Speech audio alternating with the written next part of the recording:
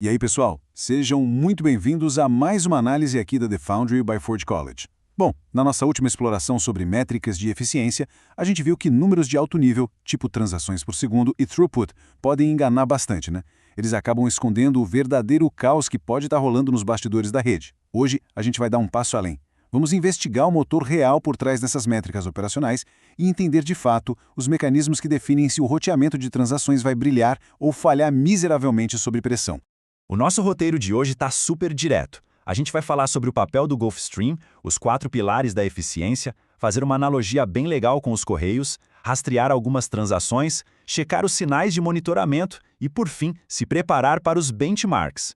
Beleza, vamos mergulhar logo na nossa primeira parte, o papel do Gulfstream, o grande arquiteto do encaminhamento. Então, você deve estar se perguntando por que a gente precisa tanto olhar para os bastidores do roteamento. É que, como a gente já falou, olhar só para a ponta do iceberg mascara filas gigantescas que estão se formando lá atrás. E é exatamente aí que entra a mágica do Gulfstream. Ele não é só um detalhezinho técnico, sabe? Ele é literalmente o arquiteto que dita as regras do fluxo. Ele decide proativamente onde as transações vão ficar guardadas, como elas ganham prioridade e garante que o peso da buferização seja dividido na rede inteira bem antes de baterem na porta do líder.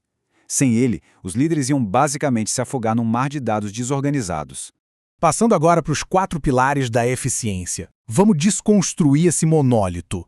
Para medir o impacto de toda essa arquitetura, a gente tem que parar de tratar a eficiência só como uma palavra da moda. Na prática, ela é uma característica composta. E essa tabela ilustra de forma genial como a gente pega uma abstração e transforma em engenharia de dados pura. Cada pilar mapeia o mecanismo de um subsistema específico. A latência de encaminhamento, por exemplo, reflete a nossa via rápida de despacho. O tempo de residência na fila expõe se os buffers estão dando conta do recado ou se tem um gargalo silencioso ali. Já a taxa de sucesso de propagação diagnostica a saúde da nossa rede de pares para ver se o pacote chega inteiro. E a utilização do agendamento prova se o esforço todo virou de fato blocos cheios de trabalho útil. Basicamente, cada linha é um exame diferente para diagnosticar uma doença diferente na rede.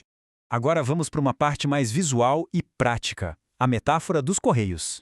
Sabe, ficar lendo só tabela e número pode ser um pouco árido, né? Para dominar essas configurações complexas de roteamento e entender o que acontece sob pressão, a gente precisa ancorar isso em algo do nosso dia a dia. Então, fica a pergunta: como a gente visualiza esse fluxo invisível de um jeito que deixa a identificação de gargalos quase óbvia? Bom, a melhor forma é olhar para algo que lida com milhares de pacotinhos correndo contra o relógio o tempo todo.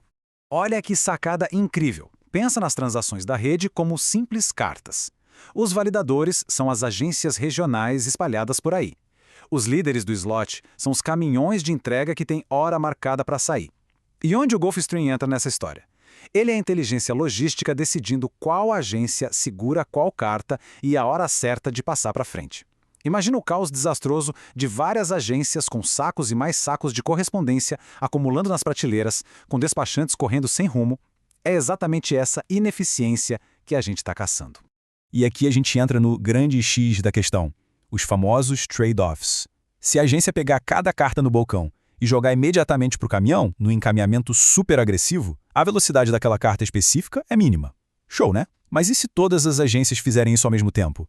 A área de embarque sofre um colapso, o caminhão lota, as cartas voltam e a rede vira uma bagunça de pura repetição. Ou seja, menos latência lá na ponta nem sempre significa uma rede mais saudável no geral.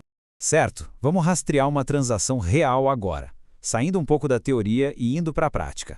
Com esse modelo dos correios bem consolidado, vamos ver como a coisa se constrói de forma cronológica até a linha de chegada. Primeiro passo: o cliente submete a transação. É o tiro de largada. Segundo, o RPC de um validador local recebe isso e bate um carimbo de tempo na hora. Terceiro passo: o Gulfstream identifica as previsões de quem vão ser os próximos líderes e começa a propagar a transação pelos pares. E por fim, o líder agendado puxa essa transação da rede e inclui no bloco. O ponto-chave aqui é que se a gente não tiver medições precisas salto a salto, tentar descobrir onde rolou um atraso vira puro jogo de adivinhação.